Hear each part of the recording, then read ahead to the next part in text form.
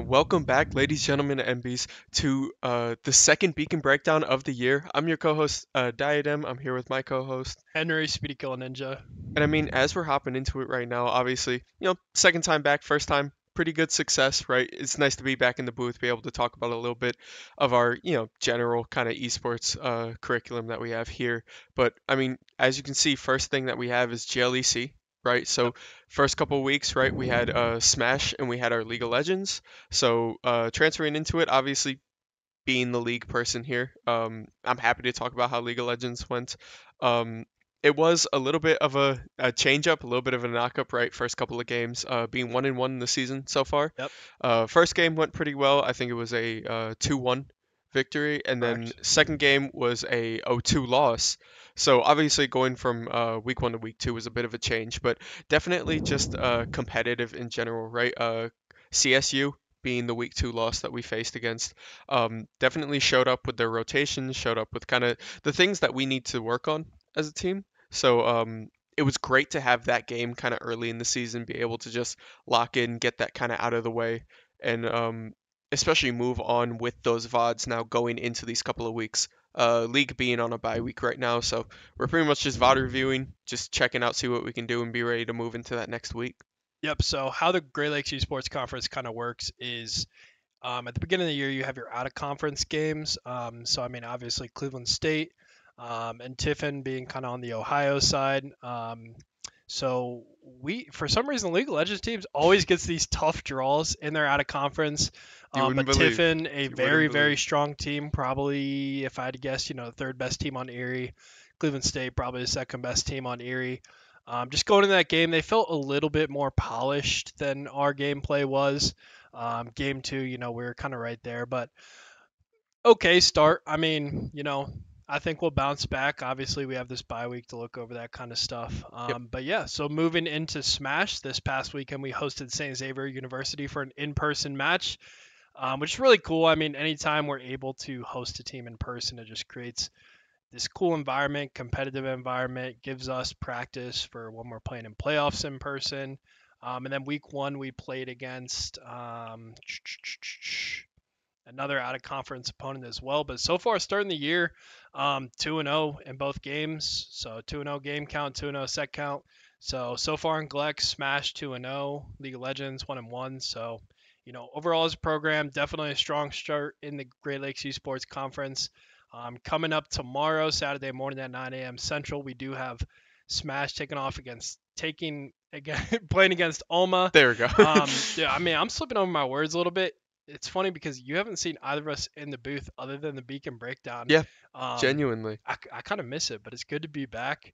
It's Obviously, a little out of practice. it's a bit sad. I can't complain, obviously, Yeah, because instead of being on the casting booth, I'm actually in the game, so I'm not gonna be mad about that. yeah, But I'm just missing Overwatch. Overwatch is my bread and butter right now as a yeah. not casting league. So you Yeah, so yesterday we announced the Academy captains. So we will take a look at that real quick. For the side of Overwatch, we have Aubrey Kranz, and for Smash Bros, we have Jaden Poland.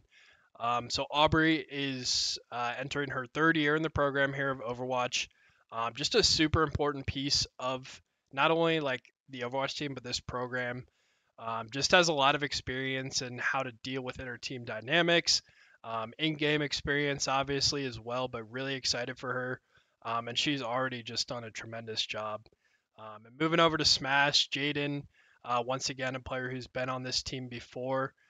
In practices so far has been improving a lot and looking really good so far this year. So really excited to see him getting some playtime as well. And we looked at the varsity captains last week, and a lot of things that we said about them are very true for these individuals as well. Not only are they great players, but they're leaders in the program, and just great people to kind of have in your set to help you out. Yeah, definitely. Obviously being a caster working in production, I've worked with Aubrey a lot, and Yep. just kind of having somebody reliable to be in the booth, especially just to bounce off of, it's really nice. So Yeah. seeing her being that captain, definitely can see that kind of slot filled, and it's really nice. But Yeah.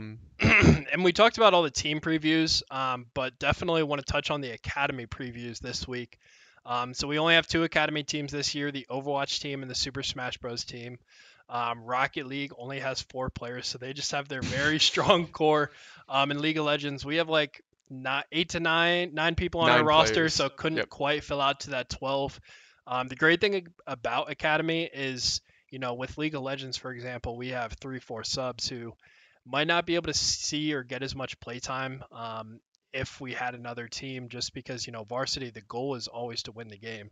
Where Academy, it is too, but it's also like this developmental place for these players to gain experience, to have a great time, and just get hours in, like in comp games, is super important because once it is your time to move up to varsity, then you have all this experience, all this game time. You're playing on stream, all these things. So looking at these teams specifically, Academy Overwatch has 2 players who were previously in the program, Isaiah and Aubrey, the captain. Both are going to be strong players for that team. And then we also have 5 brand new freshmen on that Academy Overwatch team. Yep. So as far as a preview, I mean, the practices have been going pretty well. And we'll get into a little bit later. They have some games tonight. But yeah, I mean, kind of an unknown, just really excited for them. And then looking at Smash, I mean, Smash is the team that has grown exponentially and just had so many new people try out this year. Yep. Like if you look at our NECC roster, you literally have to scroll down to see all the names that are Yeah. on our roster. Genuinely. Um, It's really interesting because it's like usually especially with like namings kind of like with like academy, JV, varsity, these kind of things, first thing you equate it to is kind of like, back in high school how we did it. Um but it's more so like if you've ever watched the NBA Summer League where players get pulled in and they play in the summer league, they immediately go for it, right? They're usually like rookie players, and a lot of the times just get pulled right off the summer team, yeah, right? Like that's kind of how we run things here. So seeing a whole batch of freshmen, especially on the first team, is really interesting because now we're going to be able to see kind of how we filter these players in through our varsity program, through the experience that they get through here, and it's really exciting. yeah. I mean, it's really just a great opportunity to give more players playtime. Yep. I mean, that's kind of Yeah. what it is. That's the most important part. You just need experience a lot of the time. Yeah, but I mean, so looking at the Smash team, handful of returners on that team, as well as a bunch of new freshmen. Um, I mean, yeah, just excited to see them to get play. Been watching their practices, and we'll see how they do. The Smash team is actually the only team that did not have NECC activation. But speaking of NECC activation, we will hop into our League of Legends results. So, do you want to Yeah. explain kind of the format of how it was working this year, and maybe talk about these games a little bit? Yeah, in the nicest way possible. The format was a little bit scuffed because league servers went down for a little bit. But overall, matches went pretty well, right? Obviously, any CC activation kind of determines where you place among these giant roster of teams in the NECC. Um, and for our team, we did perform pretty well. Obviously, came out the gate a little bit rough, going just best of ones. So first game loss, but then immediately bounced back, going for second game win and third game win. Playing into like 11 o'clock at night, I think it was. Yeah. But other than obviously the time issues, I feel like the team played pretty well, right? Hardest thing about a best of one is that Valpo, we like to adjust to our teams, right? We like to adjust the players, and it feels like in best of ones, obviously you're gonna put your best foot forward. If you don't have your best foot forward, right, you don't have another step to take. So being able to lose game one, it happens. You move on, you win game two, game three, and overall, the team showed up pretty well. Yeah, weren't able to bounce back in that first series, but over the course of the night, you were able to win the best of Yep, three. But yeah, with the league servers going down that night, that just, I that mean, you was see on these painful. matches the times they were supposed to Yep, start. I went home at like 9 because I was like, dude, this is yep, going yeah, so late, and they didn't start their last game till yeah. And I mean, very late. shout out to the Super Smash players for leaving one of the switches on because during the middle of like waiting for one of those games, we just ran a couple of Smash games because we're an esports team, we gotta practice something. Yep. So So we are going to move on to Rocket League, which took place last night. So how this NECC kind of works is it's a Swiss bracket. If you win, you play another team that's 1-0. If you lose, you play another team that's 0-1. Yep. And then if you end up going 2-0 or 0-2, then you're done for the night. The league team did split their first 2 games, so play that third game. Yep. But Rocket League started off the night with NIU and played a phenomenal game. I was there in person for this game, and you're able to see the scores really, really tiny. But game one, you see they won 5-3. Funny enough, they were down 2-3 with 5 seconds left in the game. They scored a goal with 5 seconds left. It was tied 3-3. And then they scored it was 3-3. They scored a Hmm. goal, went up 4-3 with 5 seconds left, and then all they had to do was prevent a kickoff goal.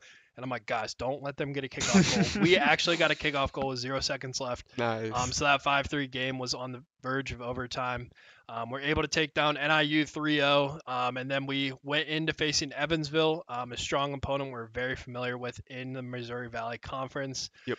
We're able to take that one 3-1. So, I mean, Rocket League playing pretty flawlessly. Also have a new addition on that roster, Luck, who's a great freshman who's been competing with us and practicing for, since the beginning of the summer almost. So yeah, just getting out a little bit of that nervous energy, but he settled into it really well. And then of course Xander and Josh also doing a great job in that game. And then looking forward to tonight. If you Yep. want to take over here. Yeah, so I mean, Overwatch 2, we got our first couple of matches here. Obviously, first match, gonna be running against Bethany, Yep. right? Usually pretty solid matchup. It's gonna be our esports JV team. So giving them their first couple of looks, and a lot of the players on that team have already been in this competitive scene, so we're gonna be able to just transition them in pretty nicely. It's gonna look great, and then finally facing Eagles varsity, Valpo Esports going for just another round one. Really excited for Overwatch 2 Yeah. this year, right? Obviously, the Overwatch 2 and Smash were kind of our biggest question marks, I think, Yep. going into this year with the teams. Not that, we were doubting the level of play that they're at, but the team structure is just so different from what we were used to. So now, obviously, Smash starting it off really strong, going 2-0 this year so far, just being able to step up to the plate. So we're hoping the same for Overwatch 2 here. We're hoping that they come out the gate pretty strong, and even if they don't, it's a really, really great time to kind of find your footing, find how you want to play these matches, especially in leagues like this. Yep. So both teams will start here in a couple hours with varsity and academy. So we're gonna have up to 6 matches tonight throughout Yeah. the program. So definitely gonna be a busy night for us. But yeah, so we will transition into I think our next one.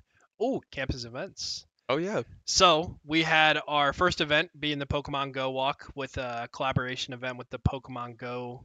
Valpo Valpo Pogo was the group name. Yep. But we had over 40 people at our first event for the Phalanx raid day. It was really cool just to actually be outside and not staring at a screen all the time. Yeah, for an esports team, we take those. Yeah. we'll take those Touching a little opportunities. grass, having a good time. But it was a great event. Shout out to the people over at Valpo Pogo, Jesse and the College of Engineering. And then we also had our first game night this Monday.